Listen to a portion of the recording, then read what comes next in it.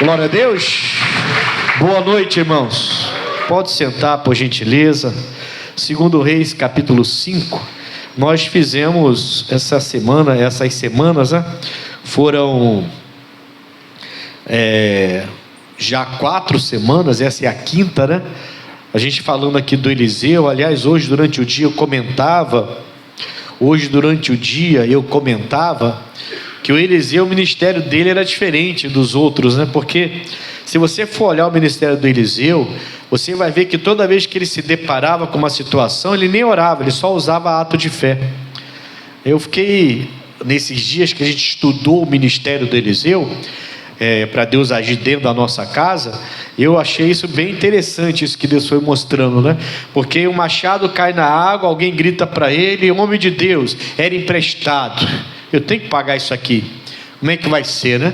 O cara fala: é emprestado. E aí ele joga uma madeira na água e o machado boia na água e o rapaz pega, né? A gente viu que ele chega na cidade, a cidade é boa habitação, mas a cidade está amaldiçoada, nada que plantava dava naquela cidade, as águas eram amargas, e a gente não vê o Eliseu orando. A gente vê o Eliseu pegando sal, uma salva nova, indo até o manancial das águas e jogando lá o sal, e a terra resolve ali o problema. Aliás, foi o primeiro propósito que a gente fez aqui, né? Eu até entreguei o sal, que eu chamei o sal da restauração, porque aquele sal restaurou aquela cidade. E depois a gente falou sobre o pão, o azeite, né? Melhor dizendo, mesma coisa. A viúva vai falar com ele, fala: homem de Deus, o senhor conhece meu marido, ele era um servo, mas ele morreu, me deixou endividado, os meus devedores, os meus credores vieram aqui para levar meus 2 filhos, como é que faço? E ele falou: o que eu tenho a ver com isso, né? Não foi eu que deixei você na mão, foi seu marido. Ele fala isso. O Eliseu ele era firme no que ele falava também. Mas depois ele fala assim: o que você tem em casa? E ela fala: uma botija com azeite. Então tá, vai pegando botija em tudo quanto é lugar, vasilhas e mais vasilhas, quanto você puder pegar. Depois enche todas elas. E a mulher e os filhos, quando começaram a encher, não parava o azeite, até a última vasilha ficar cheia. E a quantidade foi tanto que ele mandou ela vender, pagar a dívida toda e viver do resto.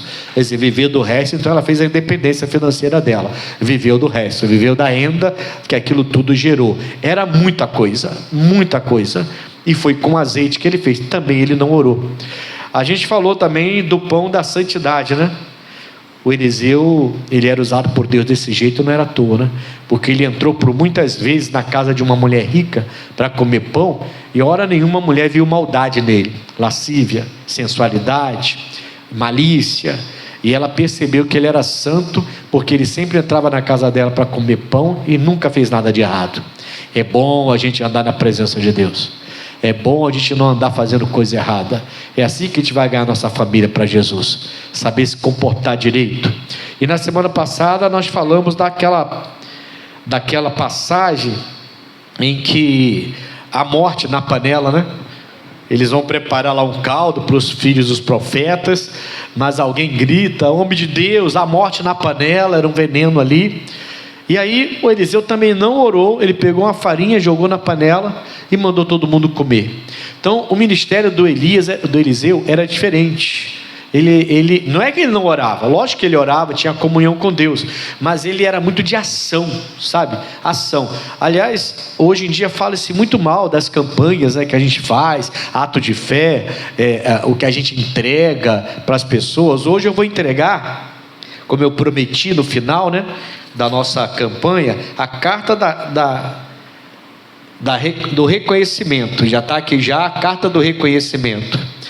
E aqui você vai colocar o nome da sua família, no meu caso Lima, né? Família Lima. Então a família Lima reconhece e vai falando algumas coisas que Deus me deu para colocar aqui. Depois eu vou ler com vocês essa carta do reconhecimento. Embaixo, eu, Ednilson e a minha casa serviremos ao Senhor. Então o nome da família em cima, o seu nome, primeiro nome embaixo. E aqui você pode pegar e emoldurar, colocar na parede, na estante, até para a sua família ver quando for na sua casa, né? E poder entender que você tem lutado por eles. Amém, Jesus? Bom, hoje eu vou trazer essa última mensagem que fala disso aqui. Está no 2º livro dos Reis, capítulo 5, que diz assim: e Naamã, chefe do exército do rei da Síria, era um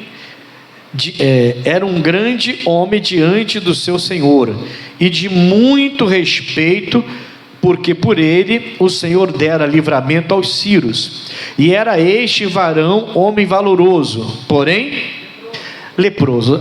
Sempre tem alguma coisa humano, né? O homem, né? O ser humano, né? Sempre tem um porém. No caso dele era lepra. Então ele era um homem respeitado até pelo seu rei, muito respeitado. Era um homem valente, valoroso. A Bíblia fala que ele era valoroso, e ele dava muitas vitórias para o rei da Síria. Porém, quando ele chegava em casa e tirava toda aquela roupagem de guerra, por baixo ele era o quê?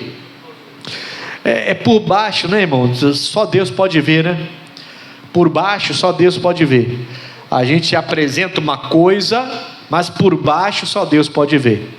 E ele era leproso, por baixo tinha lepra. Bom, aí no versículo 2 diz assim: e saíram tropas da Síria e da terra de Israel, levaram presa uma menina que ficou ao serviço da mulher de Naamã, e disse esta à sua senhora: tomara que o meu senhor estivesse diante do profeta que está em Samaria, ele o restauraria da sua lepra. Então entrou Naamã e o notificou ao seu senhor, ao seu rei, né?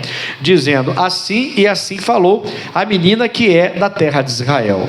Então disse o rei da Síria: vai, anda, e enviarei uma carta ao rei de Israel. E foi e tomou na sua mão 10 talentos de prata e 6.000 ciclos de ouro e 10 mudas de veste. Vamos parar aqui por enquanto. Primeiro, antes de entrar na mensagem propriamente, deixa eu falar dessa menina, irmãos. É uma menina, não é uma mulher adulta, é uma menina. Ela foi tirada da família, arrancada, foi levada para outro país de outra língua e costume, está na casa desse homem. Se fosse outra pessoa, essa menina ia olhar a lepra dele e ia falar: bem feito, bem feito, quem mandou fazer isso comigo? Vai morrer de lepra. Mas essa menina não guarda rancor, ela é pura. Ela dá um ensinamento para a gente de pureza, de santidade, que é um exemplo muito grande, porque a gente vive contaminando o nosso coração, irmãos. A gente vive deixando, que eu falo são os crentes mesmo, né? Vive deixando entrar no nosso coração sentimentos e emoções que é só destruição, só destrói. E essa menina não fez isso, ela não guardou aquela mágoa, ela não guardou aquilo. Quando ela viu que o chefe dela, o senhor dela, no caso, né? Ela era escrava lá, ele era leproso, ela chama a senhora que ela atendia, a esposa dele, falou assim: se o meu senhor soubesse que lá em Israel tem um profeta, ele iria lá e iria ser restaurado da lepra. Aí, vamos para a mensagem agora. É só um toque. Essa menina eu não consigo ler esse texto sem falar dessa menina, porque eu acho ela tremenda. O exemplo que ela dá, a gente marmanjo já, ou desculpa a expressão, mas burros velhos, a gente não tem o coração que essa menina tem. Muitas vezes aí você está vindo para a igreja com o coração todo magoado, todo ferido, carregado, e não sabe por que Deus não opera na sua vida. Essa menina dá uma lição para a gente. Então, só uma paradinha para poder a gente entender que o nosso coração tem que ser guardado. Tá, agora na mensagem. A menina fala que lá em Israel tinha um homem de Deus. Quem era esse homem de Deus? Quem era? Ah, tá, o Eliseu. Pode interagir, pode falar, irmãos. A gente está falando do Eliseu já. Essa é a quarta-feira falando do Eliseu. A campanha foi toda baseada no ministério do Eliseu. Então ela está falando do Eliseu, do profeta. Só que o rei, ele não vai mandar uma carta para o profeta. O rei vai mandar a carta para outro rei, porque é o correto. É a ética, né? Ele não ia passar por cima do rei de Israel e mandar uma carta direta para o profeta. Então o rei envia uma carta ao profeta. Isso é importante. Agora, essa carta, no meu ponto de vista, e isso foi que Deus colocou no meu coração, essa carta, ela reconhece que o Deus de Israel, ele pode curar o servo dele que é da Síria. A Síria também tinha seus deuses. O rei, ele tinha um deus, e tinha até uma igreja, né, para o deus dele, uma tenda, como é que eu vou falar? Tem uma palavra, um templo, né? Essa é a palavra certa. Tem um templo de Rimon. Ele constantemente ia até esse deus dele, mas aparentemente esse Rimon não resolveu o problema. Então esse rei, ele está reconhecendo que o Deus da Síria, o Rimon, não podia fazer nada pelo servo dele, o Naamã, e que ele estava enviando ele até Israel, porque lá em Israel ele seria curado. Essa carta reconhece que o Deus de Israel curava e o Deus dele não. Então é uma carta de reconhecimento. Não vai entender, sim ou não? É isso que Deus colocou no meu coração. Por isso que eu quis te dar essa carta, para você levar para casa, para que seus familiares em algum momento reconheçam que o seu Deus é verdadeiro, que o seu Deus é o que cura, que o seu Deus é o que liberta, que o seu Deus é o que salva. Então essa carta vai ficar lá emoldurada na sua casa, para que a sua família, quando chegar e ler e perguntar a você o que significa, você vai poder falar: não, isso aqui é reconhecendo, a minha casa reconhece que o nosso Deus é o único Deus. E eu estou orando para vocês também. Um dia vocês vão reconhecer isso. Amém, Jesus? Esse é o propósito. Mas aí eles vão levar essa carta até lá, e o rei, ele vai receber essa carta e não vai saber se comportar, ele não vai saber se situar. Aquela carta, ele tinha que entender, ela não era para ele, ela era para o profeta. O rei só mandou para o outro rei porque ele não seria antiético, ele não passaria por cima do rei de Israel para entregar direto ao profeta de Israel. Então ele é rei tratando com o rei, é simples assim. Amém, Jesus? Mas você vai ver mais para frente que o rei de Israel não soube lidar com isso, e eu vou falar disso depois. Por quê? Porque agora eu quero falar sobre reconhecimento. Provérbios capítulo, vou voltar aqui, tá? Provérbios capítulo 3, e eu vou ler o versículo 6 com vocês. Eu quero falar da importância de você reconhecer o Senhor como tem que ser reconhecido. Às vezes a gente até reconhece parte, não é um reconhecimento pleno. Provérbios capítulo 3, versículo 6. Reconhece-o em todos os teus, todos são todos. Reconhece-o em todos os teus caminhos, e ele endireitará as tuas veredas. Então são muitas as nossas veredas, mas ele diz que se eu o reconheço em todos os meus caminhos, o que Deus quer falar com isso aqui? Deus está dizendo o seguinte: pastor, eu sou dizimista e sou ofertante fiel. Então você reconhece o Senhor nas suas finanças, tá ótimo. Mas pastor, eu não consigo mais lutar pelo meu casamento, eu quero abrir mão do meu casamento e eu quero acabar com isso. Então você não reconheceu Deus no seu casamento. Pastor, eu não consigo acreditar que Deus vai me curar, a doença é incurável e eu não tenho a fé para curar, para entender isso. Eu coloco a minha família diante de Deus, mas doença, isso aí é só a medicina. Então você reconhece que o seu Deus abençoa a sua família, mas não reconhece que Ele é o Deus que cura.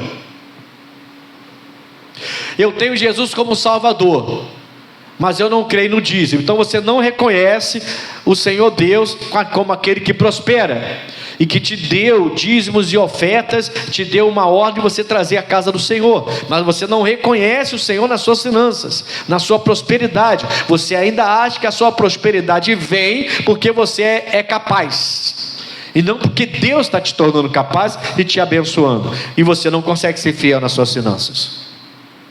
Ele está mandando que eu reconheça o Senhor em todos os meus caminhos. Quem está entendendo isso? Eu vou partir para outros versículos, mas eu preciso que você entenda isso. Ele fala: reconhece-o em todos os teus caminhos. Então, tem coisas na sua vida, como casal ou individualmente, que ainda é pecado e você não consegue largar porque isso te dá prazer. Bom, então você reconhece o Senhor como seu Salvador, mas não reconhece o Senhor como aquele que perdoa os pecados e que te pede santidade. A gente falha demais. A gente, cristão. Porque quando eu me entrego a um pecado, significa que eu não estou reconhecendo o Senhor da santidade. Eu reconheço que Ele é meu Salvador, mas não o reconheço como o Senhor da santidade.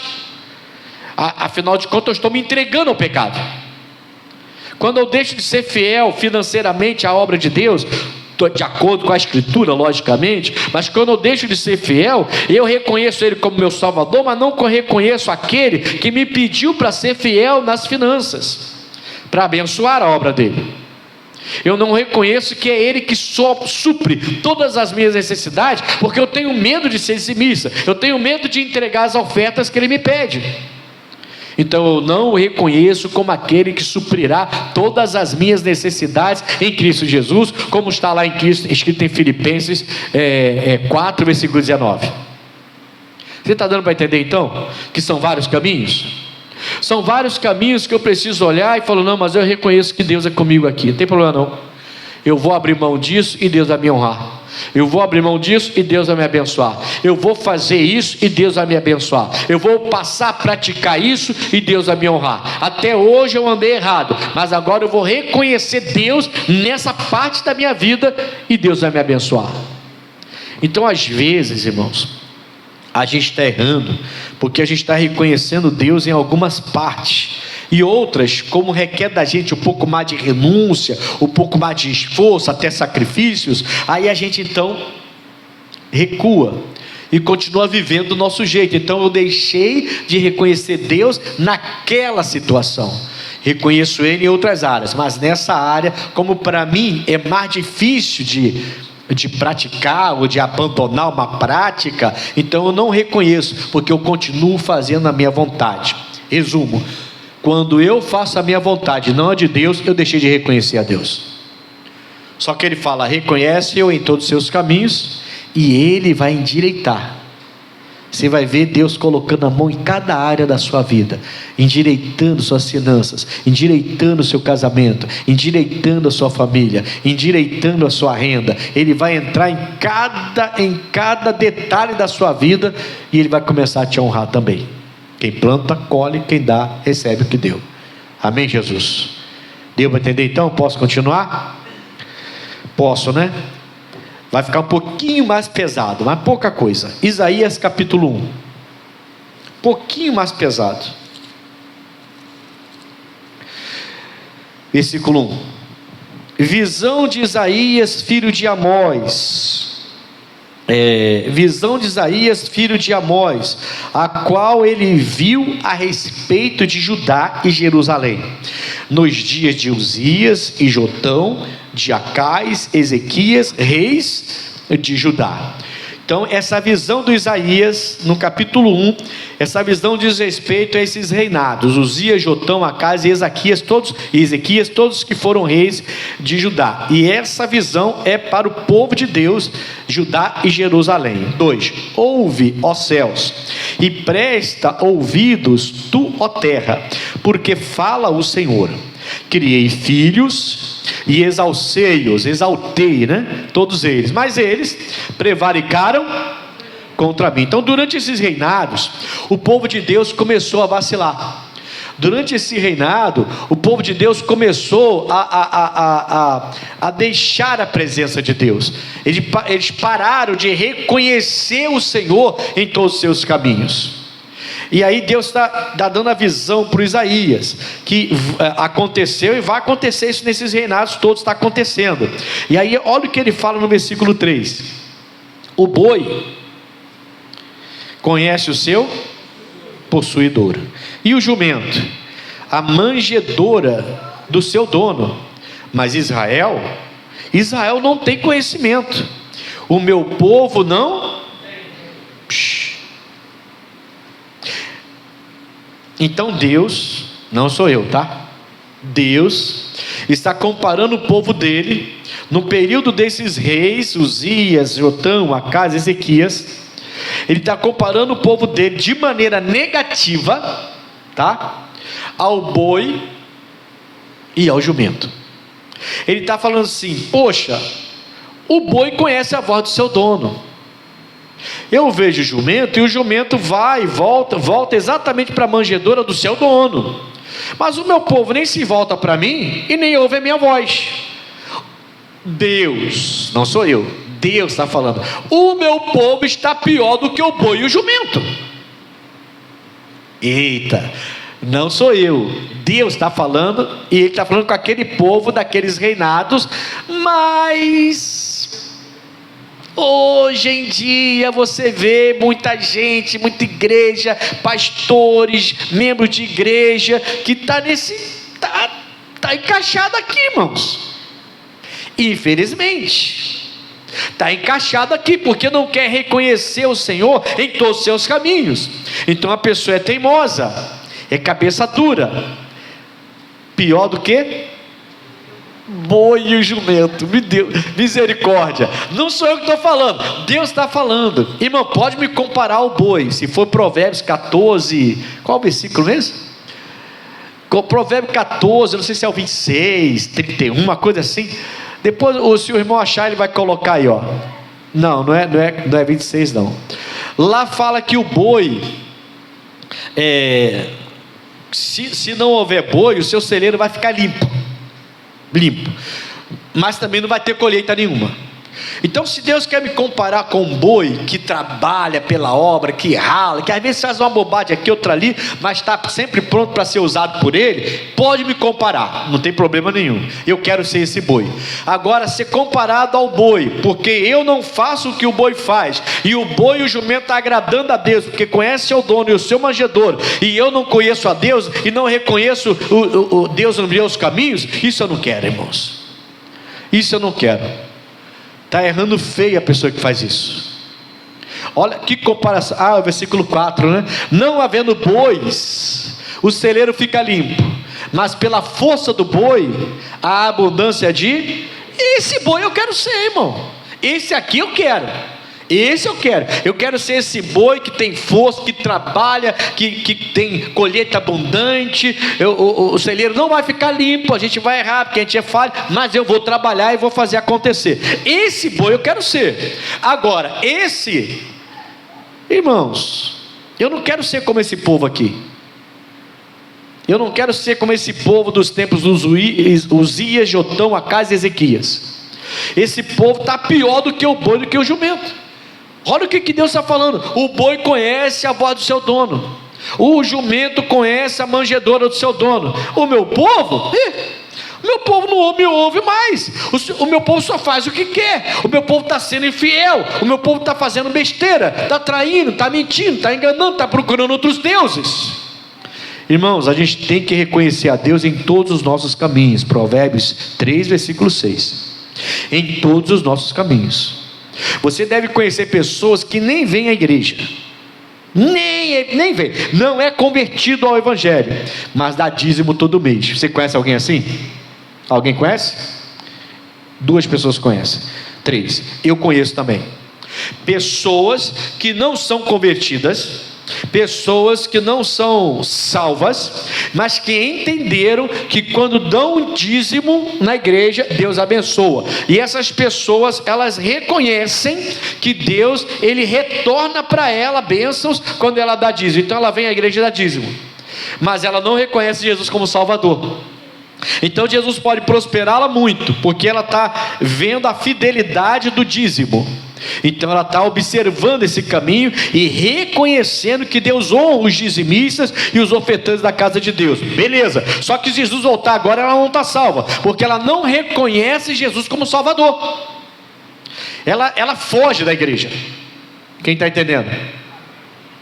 Aí a pessoa fala: pastor, dá o dízimo pelo menos. Tá, tudo bem, dá o dízimo, ela está sendo beneficiada, senão ela não daria, Deus está abençoando, a obra de Deus também recebe, glória a Deus por isso, mas ela não reconhece o Senhor como Senhor da vida dela, como aquele que cura, como aquele que salva, como aquele que entra nas guerras. Está tudo isso aqui na sua carta de reconhecimento que Deus me colocou no coração. Eu vou ler para você daqui a pouquinho. Amém, Jesus? Então, assim, irmãos, pelo amor de Deus, né?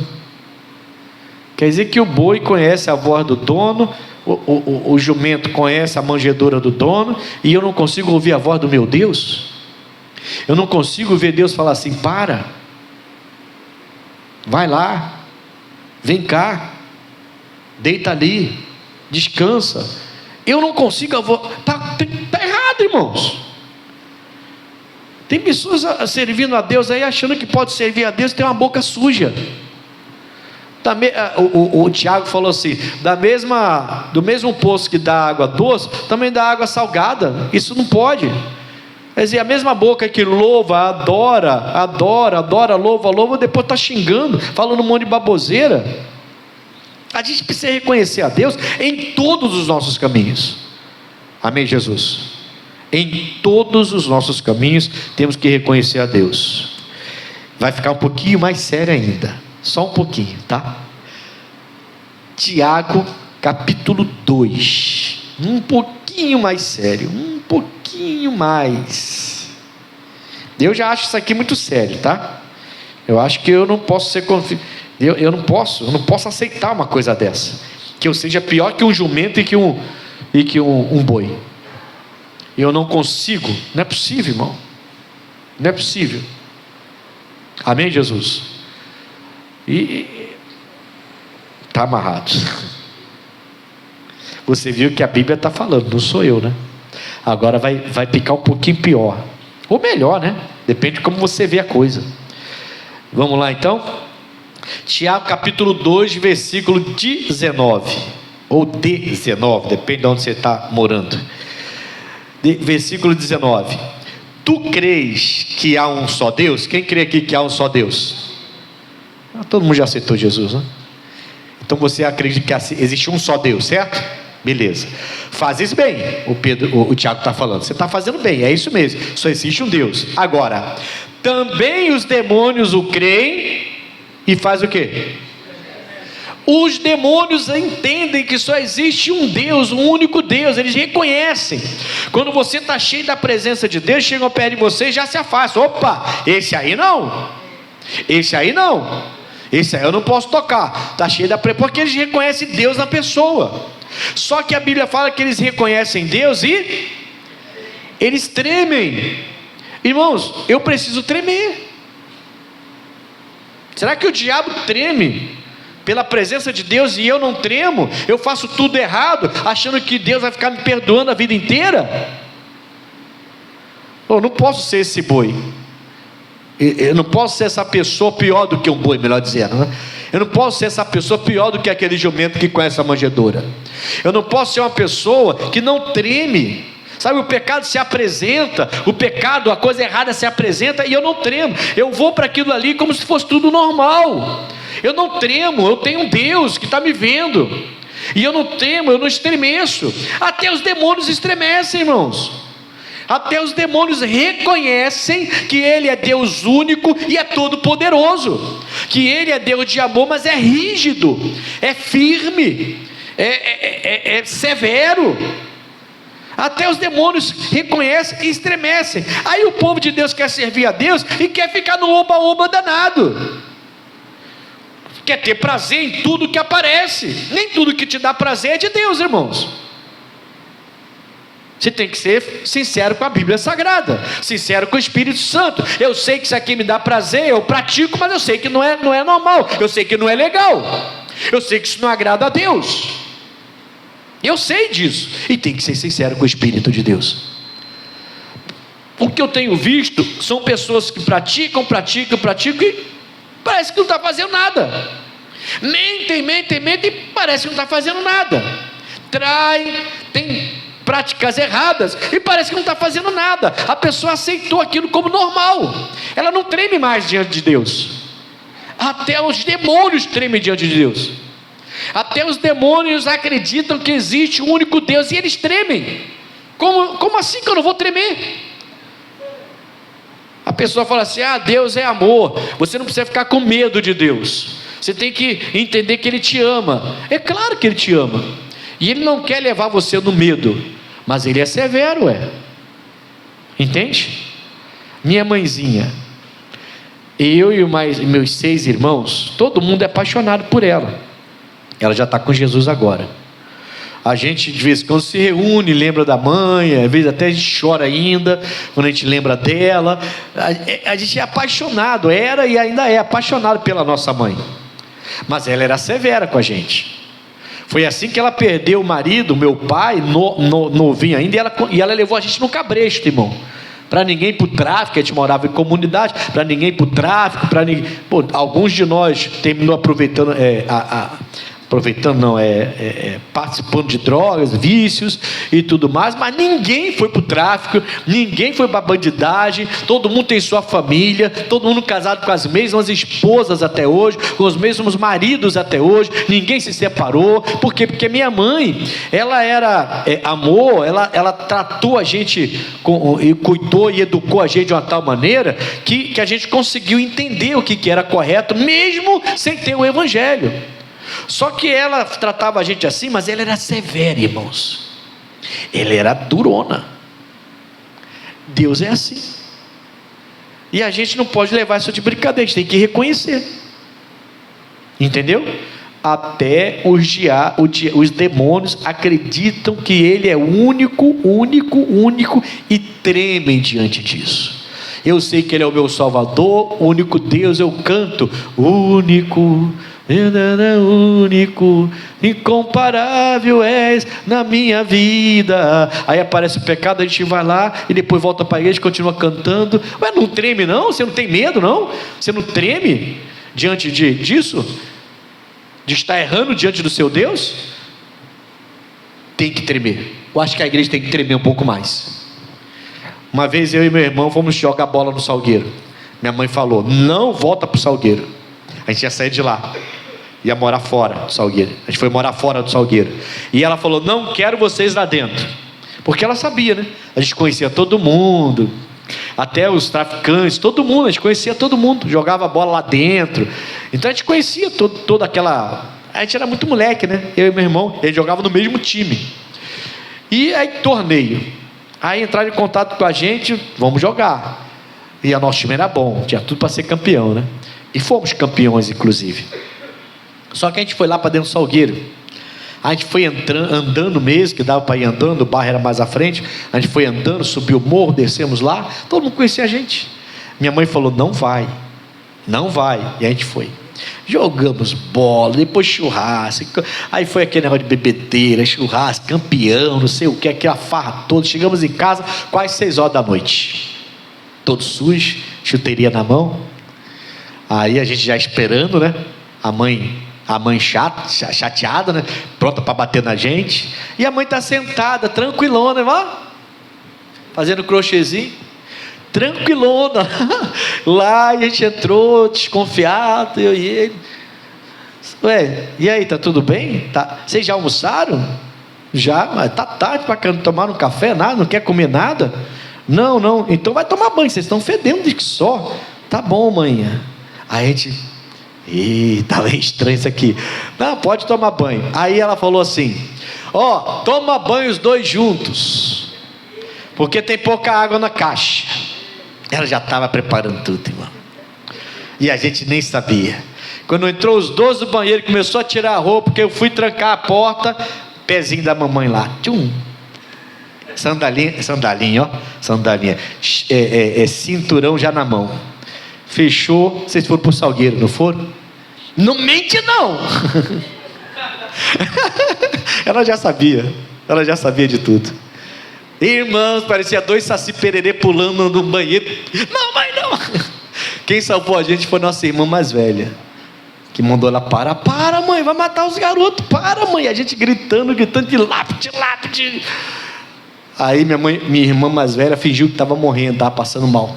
Mãe, eu estou passando mal aqui, mãe. Para com isso, mãe. Aí ela parou, ó, por causa da sua irmã, hein? Aí abriu, foi lá, foi acudir minha irmã, e a gente se livrou e tomamos banho lá. E depois a gente fez tudo de novo. A gente era meio arteiro mesmo, mas apanhamos. E por que ela era severa desse jeito? Porque ela era ela sozinha para cuidar de 6, que uma morava com a avó. Ninguém se desviou. Não se desviou, o que eu estou falando, se desviou para o caminho errado, né? Tivemos todas as oportunidades, mas ela conseguiu. Você está entendendo por que Deus é severo, irmãos? Ele é severo, Ele é bom, é amoroso, mas Ele é severo sim, e eu tenho que ter o temor e o tremor sim, eu tenho que me respeitar. Bateu lá o pecado, apareceu o pecado diante de mim, eu posso até estar louco para praticar, mas meu Deus está ali, opa, então eu tenho que tremer, tem que tremer. Tem que tremer. Quando você começa a errar e não treme mais, errar e está tudo bem, errou, depois limpou a boca e diz que não fez nada, você está em maus lençóis. Você já acostumou com aquilo. Você já acha que Deus não está vendo mais nada. Ou se está vendo, não está nem aí. Ele só quer mais que você fique na igreja, continue dando dízimo e oferta. Não, Deus quer você salvo. Deus quer você em santidade. Deus quer você andando na presença dEle.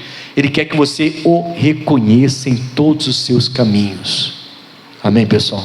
Não só em um, em outro, em todos os seus caminhos, como a gente vê em Provérbios. Romanos capítulo 1.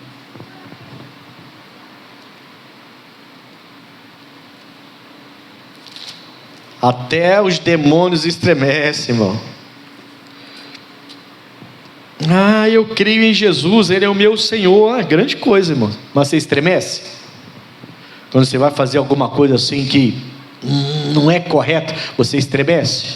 Você fica receoso, você fica voltando atrás, você fica chateado quando cai, ou você faz as coisas normalmente? Os demônios também entendem que Ele é único, só que eles tremem, irmão, tremem. Coisa boa, né?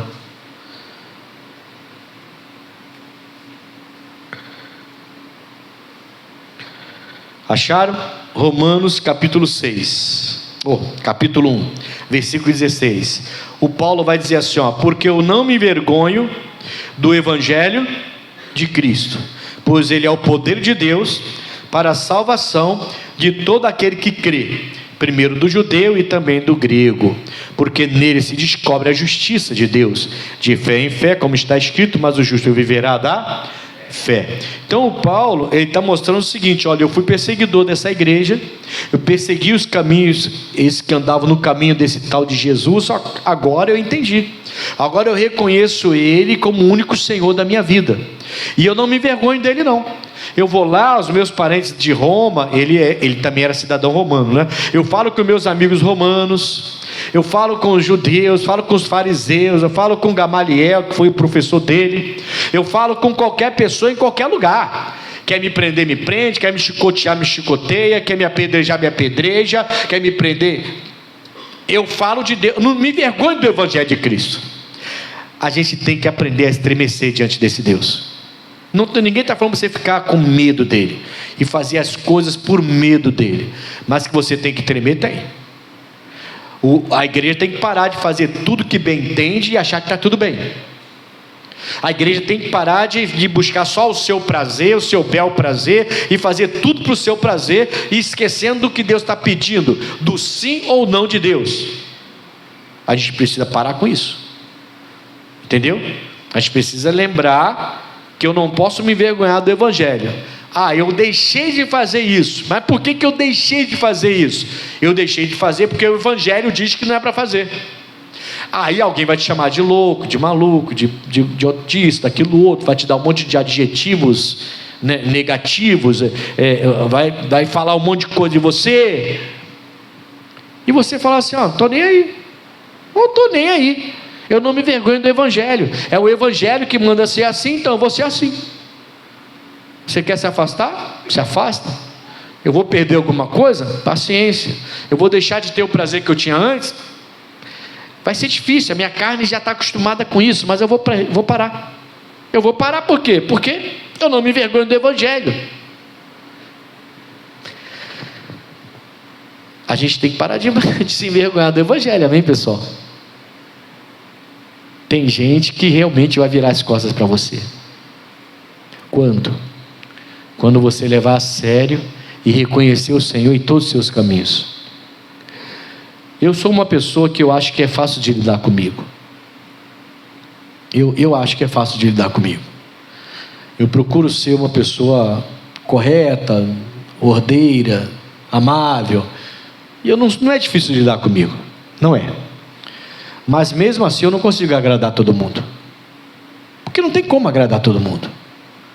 Tem gente que não quer que você faça o que o Evangelho manda você fazer. Tem gente que não quer que você siga o Evangelho. A pessoa quer que ela faça, que você faça aquilo que agrada a ela, aquilo que é para ela certo. Só que você vê na palavra que não é. E entre o Evangelho e a pessoa, eu vou ficar sempre com o Evangelho, porque ele é o poder de Deus para a salvação. Ninguém é o poder de Deus para a salvação, somente o Evangelho de Cristo. A gente não tem desculpa, irmão. Olha o versículo 18, 19 e o 20. Porque do céu se manifesta a ira de Deus sobre toda impiedade e injustiça dos homens que detêm a verdade e a injustiça. Porquanto o que de Deus se pode conhecer, neles se manifesta, porque Deus lhe manifestou. Porque as suas coisas, presta atenção no 20, porque as suas coisas invisíveis, desde a criação do mundo, tanto o seu eterno poder, como a sua divindade, se entendem e claramente se veem pelas coisas que já estão criadas, para que eles fiquem sem desculpas, inexcusáveis. Então eu não preciso que Deus cure um ente querido para acreditar nele. Eu não preciso que Deus me prospere para acreditar nele. Eu não preciso que Deus opere alguma coisa fora do comum para eu acreditar nele. Eu não tenho desculpas para não acreditar nele. Eu não tenho desculpa para não reconhecê-lo em todos os meus caminhos. Entendeu? Eu não tenho desculpa. A gente vacila, irmãos. A gente erra feio. A gente quer reconhecê-lo naquilo que nos agrada ou naquilo que é bom para a gente. Então eu reconheço que Ele me cura, preciso de cura. Eu reconheço que Ele me prospera, porque eu preciso da prosperidade. Mas eu reconheço que Ele é santo, e eu tenho que largar essa prática, porque ela não é santa. E aí eu paro de reconhecer. Aí eu já não reconheço. Não, ninguém vai me meter a mão na minha vida, ninguém vai me mandar. Esse negócio de igreja falar como é que tem que ser, ninguém manda em mim. Por quê? Porque a pessoa não quer largar uma prática errada. Ela não quer reconhecer que o Senhor é o Senhor da santidade também. E aí por aí vai, poderia dar vários exemplos. Eu não vou ficar dando exemplo para vocês. Ele está dizendo que até as coisas invisíveis, desde a criação do mundo, já deveria ser o bastante para você não ter desculpa nenhuma e acreditar nele. É difícil pensar nisso e não pensar no nosso planeta, né? Aquela bola azul flutuando no nada, aparentemente, porque as forças invisíveis é que segura o planeta ali, mas a gente não consegue ver essas forças invisíveis, que ele fala que está desde a criação. Entende? A gente sabe perfeitamente, todo mundo sabe, que se o nosso planeta tivesse um pouco mais para cá, ninguém viveria, todo mundo incendiado, fogo, fogo, fogo. Se tivesse um pouco mais para cá, ninguém viveria, porque estava tudo congelado, gelo, gelo, gelo. O nosso planeta está no ponto exato para gerar vida. Se você não quer acreditar em Deus com uma coisa dessa, você está esperando que Ele cure uma pessoa, ou até você para acreditar em Deus, então você está errado. Ele está dizendo, não tem desculpa, não tem desculpa, não tem desculpa. A gente é indesculpável. É só olhar para as coisas invisíveis que ele deu desde a fundação do mundo. Eu acho, irmão, aí é coisa minha, tá? Eu acho que todos os médicos tinham que se converter. Eu fico assim, sabe, sem entender. Porque o médico, você imagina assim, brasileiro, europeu, sul-americano, europeu, americano, asiático.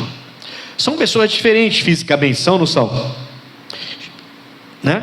Fisicamente, o europeu às vezes é mais alto, um pouquinho mais forte, o americano, o sul-americano tem uma variedade, né? O asiático, tudo muito parecido, olhinho puxado, geralmente mais magrinho, mais baixinho, não é? Mas o corpo humano é exatamente igual. O asiático tem os mesmos órgãos que o brasileiro tem. Deus criou uma coisa tão tremenda, irmãos, que eu acho que os médicos, estudando o corpo humano, eles deviam se converter. Não é possível que eles acham que foi realmente natural essa coisa que tem, sabe? Não é possível que eles achem que isso seja natural, que um sêmen do homem fecundado da mulher vai gerar um ser humano, um ser vivo, que aparece sem forma, mas depois vai criando forma. Em poucas semanas já aparecem os bracinhos, as perninhas, né? A boquinha, o nariz, as orelhas, parece um ETzinho lá dentro. Aí daqui a pouco, quase um ano já de gravidez, 9 meses, sai aquela criança toda formada, e agora só vai crescer, crescer, crescer, crescer, até ficar velho igual o pastor Ian. Bom, nem todas as crianças ficam bonitinhas, né? Mas assim, vai casar, tá? Você vê como é que Deus é bom. Vai casar. Como é que Deus é bom. Você entende isso aqui que Deus está falando? Eu sei, esse texto aqui já mexeu comigo de várias vezes, de várias maneiras. Mas quando ele falou, e há muitos anos atrás eu lendo isso aqui, a primeira vez que eu li a Bíblia inteira, de Gênesis a Apocalipse, a primeira vez, quando eu parei aqui, porque as suas coisas invisíveis, desde a criação do mundo, tanto o seu eterno poder, como a sua divindade, se entende e claramente se vê pelas coisas que estão criadas, para que eles fiquem inexcusáveis. Na hora eu entendi, eu falei, caramba, eu posso estar doente, eu posso estar passando necessidade, posso estar dormindo no chão, eu posso estar passando fome, eu não tenho desculpas para duvidar de Deus. Não tenho desculpas para duvidar de Deus. Você sabe que tem um grupo de cientistas que começou a fazer pesquisas para vendo a perfeição da criação.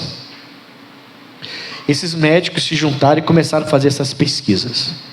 Aí eles foram vendo lá as plantas, né? Foram na botânica, foram em várias áreas, e vendo as perfeições, como é tudo perfeito. O peixe, por que ele só vive dentro d'água, né?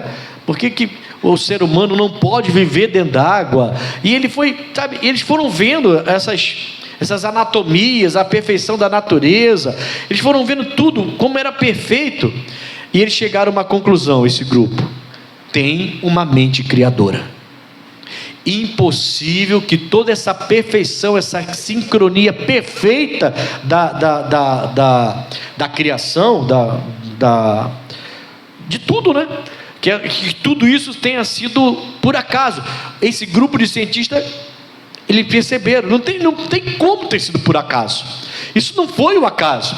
Tem uma mente brilhante por trás dessa criação. Não tem jeito. Diga amém, Jesus.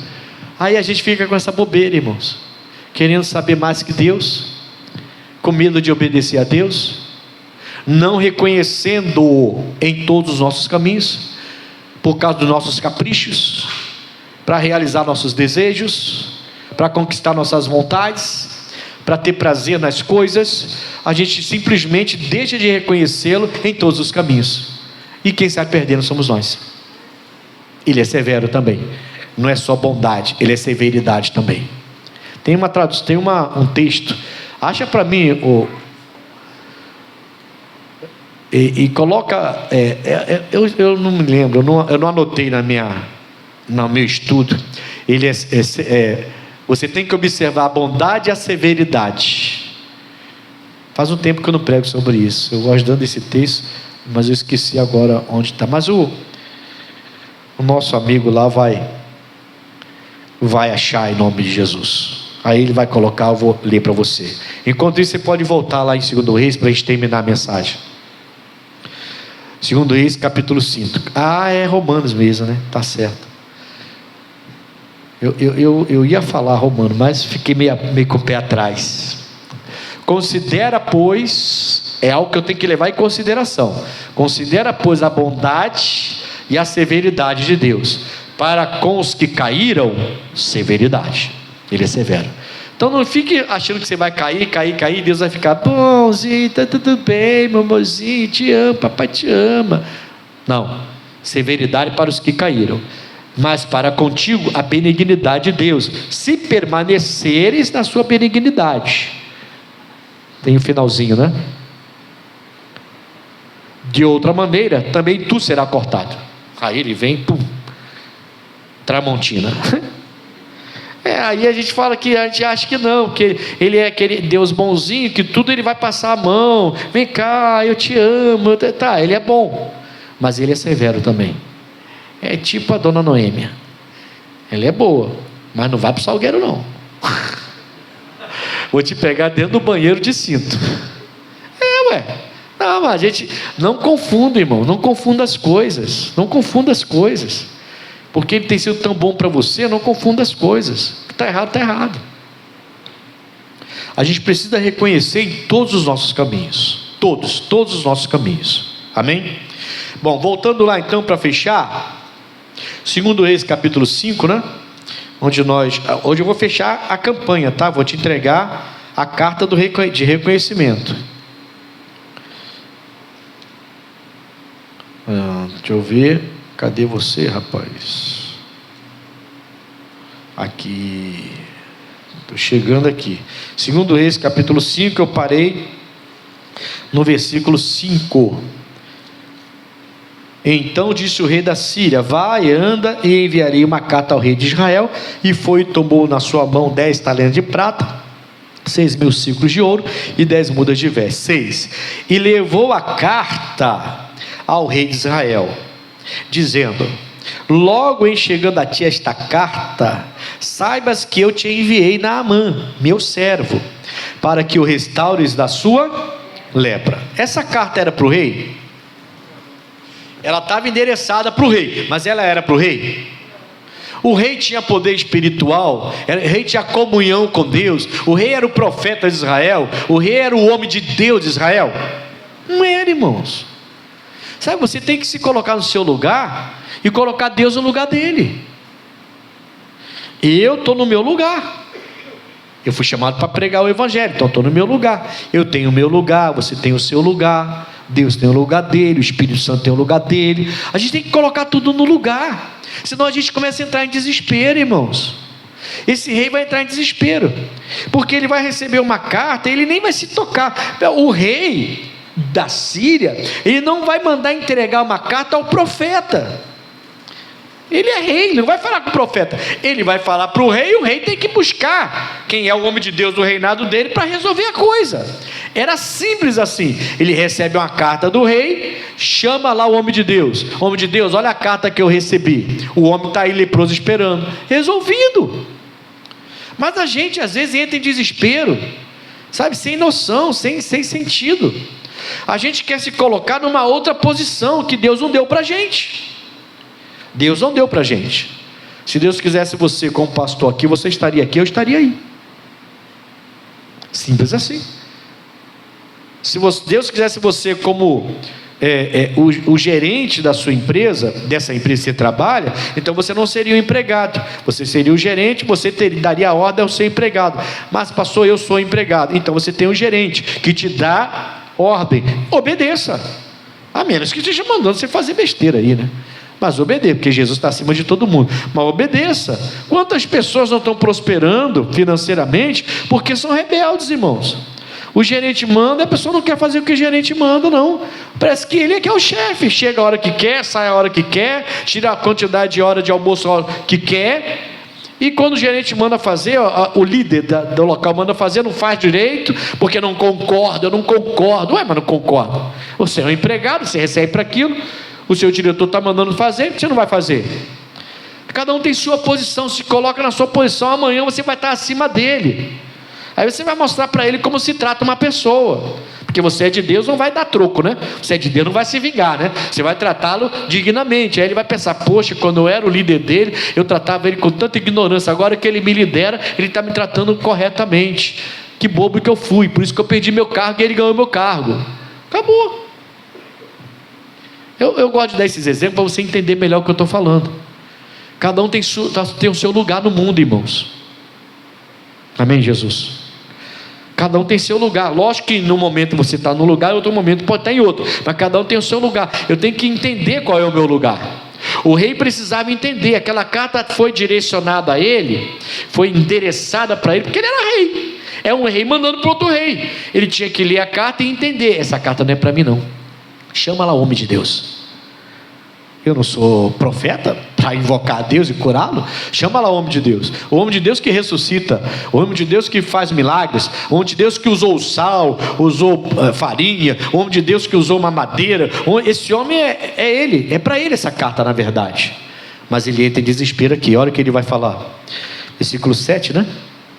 E sucedeu que, lendo o rei de Israel a carta, rasgou as suas vestes e disse: sou eu Deus para matar e para vivificar, para que este envie a mim, para eu restaurar a um homem da sua lepra? Pelo que deveras notai, peço-vos, e vede que busca ocasião contra...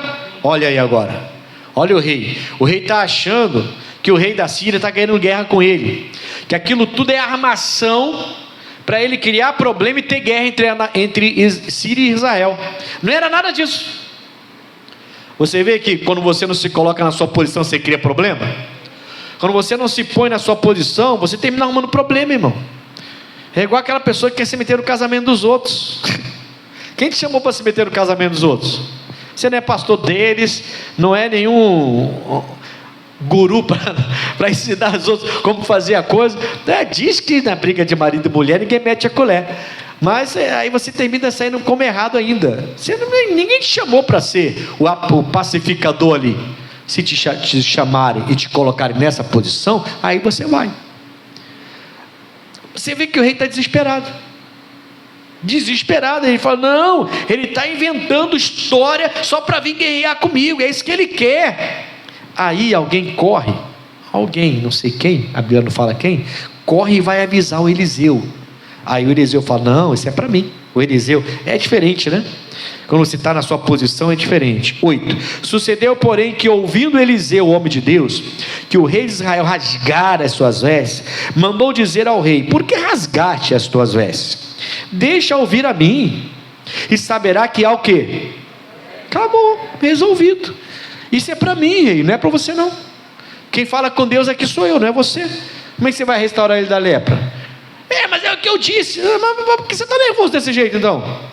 Mas ele me mandou a carta, é claro, ele é rei, vai mandar a carta para mim. Se fosse o profeta, falaria com o profeta, mas como é rei, está falando com o rei.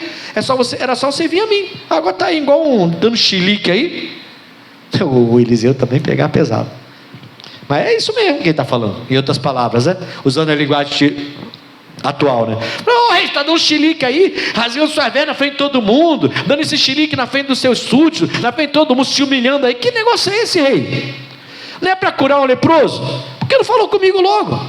Pegou a carta, leu: estou mandando aí o meu servo para ser curado da lepra. Isso aqui é para Eliseu, chama o Eliseu lá. Resolveu, rei. Agora está aí dando, quase entrando em parafuso aí, dando chilique para todo mundo ver. Me dá aqui, manda ele vir aqui, que ele vai ver que existe homem de Deus aqui em Israel. Pronto, acabou. Você sabe o final da história. Amém, Jesus?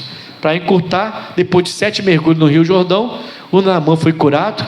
E eu gosto de pensar, eu imagino que não foi só curado, mas rejuvenesceu, porque a Bíblia relata que a pele dele voltou como a pele de um menino. E o homem de meia idade não tem a pele do menino, infelizmente, né?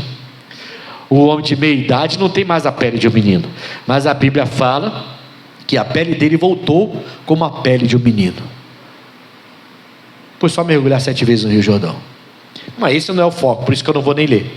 Amém, Jesus? Eu só quero que você entenda que o rei da Síria reconhece que o Deus de Israel pode curar o servo precioso dele.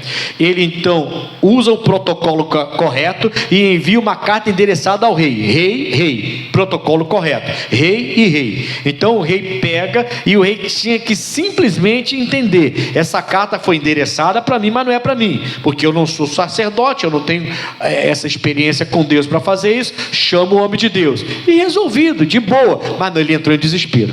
Não entre em desespero, tem coisa que não é para você. Tem coisa que você vai ter que falar comigo, não tem jeito. O homem de Deus, me socorre e faz uma oração por mim aí. Faz uma oração, pode falar. Não é à toa que vocês têm meu WhatsApp. Não, pastor, mas vai incomodar o senhor, irmão. Incomoda quando você entra em contato com o pastor para ficar de papo furado. O time que perdeu, o time que ganhou, mandando um monte de florzinha todo dia. Bom dia, boa tarde, boa noite. Aí incomoda. Um monte de vídeo, eu nem abro o vídeo.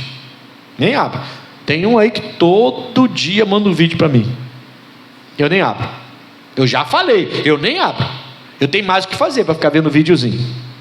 Agora, se você entrar em contato, pastor, ora por mim, porque está passando isso assim, assim, assim. Eu estou aqui para isso, irmão. Eu fui colocado aqui para isso. Não é que você não possa orar. Você pode orar e deve orar, mas eu também tenho que orar por você. Mas aí você não quer passar para frente, não quer dar problema para o pastor. Ué, mas o pastor é o quê? Você acha que eu estou aqui fazendo o quê? Eu estou aqui para isso. Amém, Jesus? Para orar por você, para atender você e te dar assistência quando você precisa na parte espiritual. Mas tem gente que eu não sei se é autossuficiente ou se é vergonha de falar alguma coisa, ou sei lá, que não seja autossuficiência. Espero que não seja. Amém, pessoal? Porque esse rei entrou em desespero, mas ele viu que não precisava entrar em desespero, era só chamar o homem de Deus. Cada um no seu quadrado. Amém, pessoal? Cada um no seu quadrado. Cada um no seu quadrado. E você vai ver que dá certo.